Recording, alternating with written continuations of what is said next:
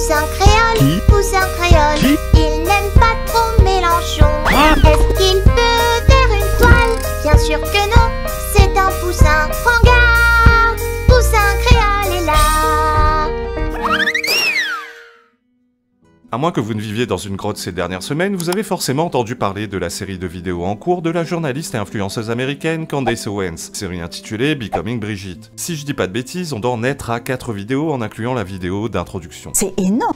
Comme je m'intéresse depuis quelques mois à l'affaire Brigitte Macron, j'ai regardé toutes les vidéos sorties jusqu'ici avec plus ou moins d'enthousiasme. Ah ouais, sympa. Ce que je vous propose dans cette vidéo, ce n'est pas de décrypter le décryptage de Candace Owens, qui a elle-même décrypté le travail des journalistes français, Xavier Poussard, Amandine Roy et Natacha Ray. Je vais pas refaire le match, comme on dit.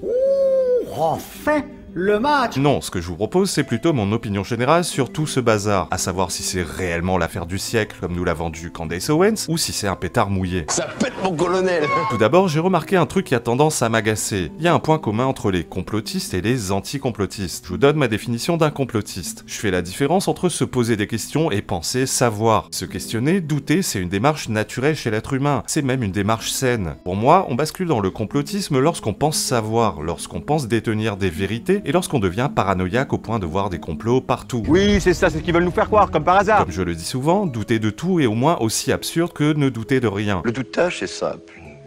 C'est le doute et le chantage. Et c'est donc le doutage. Voir des complots partout est aussi absurde qu'en voir nulle part. Le point commun avec les anti-complotistes, c'est justement cette arrogance de penser détenir la vérité. Je mets donc au même niveau ceux qui affirment avec certitude que Brigitte Macron est un homme et ceux qui affirment que croire à cette histoire, c'est en gros être un gros débile complotiste. J'ai justement remarqué un point commun entre tous ceux qui prétendent que cette affaire c'est du vent. Outre l'arrogance et le mépris affiché, j'ai constaté qu'aucun d'entre eux ne s'est intéressé à cette affaire. Depuis que je fais des vidéos, j'ai toujours essayé de m'appliquer une certaine hygiène intellectuelle, ne jamais la ramener lorsque je ne maîtrise pas du tout un sujet. J'y parviens pas toujours, mais je fais l'effort d'éviter de me mêler de thèmes que je ne maîtrise pas. Par exemple, je n'ai jamais parlé de vaccins, de conflit russo-ukrainien, du conflit israélo-palestinien sur ma chaîne, et ce pour une raison simple. Je n'y connais rien et je préfère éviter de passer pour un con. C'est une décision sage. Quand je n'y connais rien, je ferme ma gueule, ou du moins, je m'exprime en prenant des pincettes et surtout, j'évite de prendre de haut ceux qui ne pensent pas comme moi. C'est pourquoi je trouve ça particulièrement présomptueux de traiter ceux qui s'intéressent de près à l'affaire Brigitte Macron de débiles mentaux, comme l'ont fait Maudin Malin, Psyodélique ou Julien Rochdy par exemple. On a le droit d'avoir une opinion personnelle sur des sujets qu'on ne maîtrise pas, c'est pas la question, mais je fais bien la différence entre avoir une opinion et affirmer publiquement avec certitude et pire encore, humilier publiquement ceux qui ne pensent pas comme nous. Ce tweet de Julien Rochdy par exemple, sarcastique à souhait. Sous des faux airs de s'intéresser aux tenants et aux aboutissants de l'affaire Brigitte Macron, il utilise le même procédé que Maudin Malin dans une de ses vidéos récentes, l'attaque ad hominem, pour décrédibiliser la personne en s'attaquant à cette dernière plutôt qu'à ses propos. Dans cette même décennie, ils ont dit des os de dinosaures et ils ont commencé à les trouver partout. Je me dis, d'accord, donc personne n'a trouvé.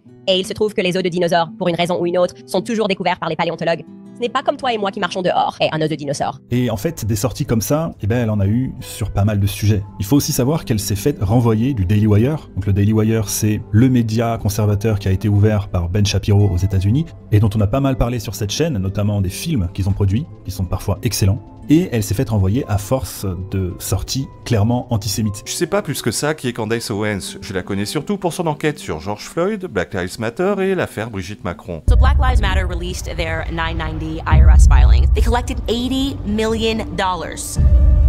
Where is that money? It's not here. Everything looks worse than it was. Where have you seen that money impacted throughout the city? So my producer just sent me a link.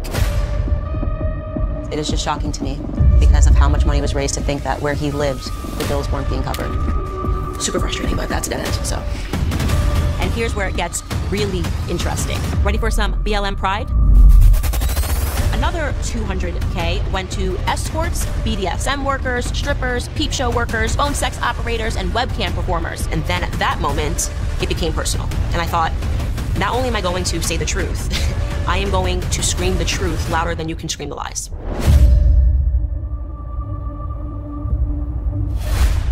À vrai dire, je m'en fous un peu de qui elle est et ce en quoi elle croit de façon générale, aussi farfelu soient ses croyances. Ce qui m'intéresse dans son traitement de l'affaire Brigitte Macron, c'est la qualité de son travail et des éléments qu'elle prétend apporter. Je trouve ça assez bas de la part de Rochdy et Maud Amalin d'utiliser ce genre de procédé malhonnête pour la décrédibiliser et la ridiculiser, procédé qui reproche souvent à leurs adversaires politiques d'utiliser régulièrement. Faites ce que je dis, pas ce que je fais. Certes, Maud Amalin développe sa pensée et on est d'accord sur au moins un point. Candace Owens mélange tout un tas de théories complotistes sur fond de croyances religieuses et j'avoue que ça parasite parfois le développement de sa pensée, mais encore une fois, il n'y connaît rien à cette affaire. Il attaque la personne, pas le propos. Bref, revenons à notre affaire. Je suis très mitigé. N'oublions pas que Candace Owens nous a vendu sa série de vidéos comme une bombe qui allait faire tomber Macron. La série de vidéos est certes toujours en cours, mais en toute honnêteté, pour le moment, on est plus proche du pétard mouillé que de la bombe. Après, je sais pas, peut-être qu'elle garde le meilleur pour la fin, mais bon, pour l'instant, le compte n'y est pas. Globalement, elle reprend surtout des éléments de l'enquête des journalistes français, éléments qu'elle a elle-même déjà repris par le passé. C'est du réchauffé de réchauffer, en gros. Je ne reprendrai pas ces éléments pour plusieurs raisons. Je n'ai aucune envie de refaire le match, je n'ai aucune envie d'avoir la clique à Macron sur le dos, et enfin, mon but n'est pas d'analyser les éléments concrets, mais d'avoir une vue d'ensemble sur les tenants et les aboutissants de cette affaire. De façon générale, Candace Owens n'a aucune preuve de rien. Il y a certes tout un spectre d'éléments qu'on ne peut pas nier. Oui, il y a tout un tas de choses troubles autour du couple présidentiel, dans leur entourage, dans leur passé et dans les décisions qu'ils prennent. Il y a plein de choses qui ne sont pas normales. J'ai même une petite phrase pour ça. Je n'ai jamais vu des gens innocents se donner autant de mal à paraître coupables. Oui, il y a des zones d'ombre dans le passé de Brigitte et Emmanuel Macron. Mais voilà, une zone d'ombre n'est pas une preuve. Qu'il n'y ait quasiment aucune trace de la vie de Brigitte Macron avant ses 30 ans et qu'il n'y ait quasiment aucune trace de la vie de Jean-Michel Trogneux après ses 30 ans n'est pas une preuve qu'il s'agit d'une seule et même personne. Que Brigitte Macron refuse de céder aux injonctions de Candace Owens à répondre par oui ou par non à ces questions n'est pas une preuve de sa culpabilité. La charge de la preuve revient à l'accusation. C'est à celui qui accuse de prouver la culpabilité et non à la défense de prouver son innocence. Et un spectre d'indices concordants ne fait pas la preuve. C'est le reproche principal que je ferai à Candace Owens. Elle tourne toujours son propos de sorte à donner l'impression que ces indices apparaissent comme des preuves indiscutables. Au final, je n'ai pas appris grand chose dans cette série de vidéos. Tout le monde sait qu'il y a toujours des gens louches qui gravitent dans les sphères de pouvoir. La seule chose qu'on ignore au final, c'est leur degré d'implication en fait.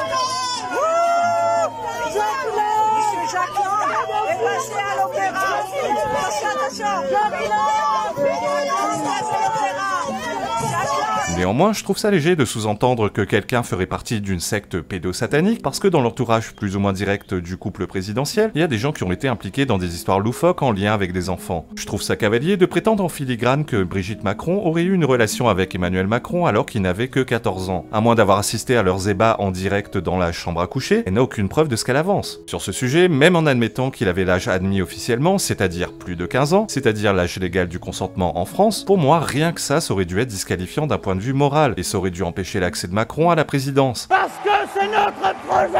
J'arrive toujours pas à expliquer comment ça a pu passer crème qu'une femme de 40 ans ayant autorité se tape son élève adolescent. On doit remplir un questionnaire de santé pour voir si on n'est pas un peu chelou. Avez-vous des problèmes mentaux?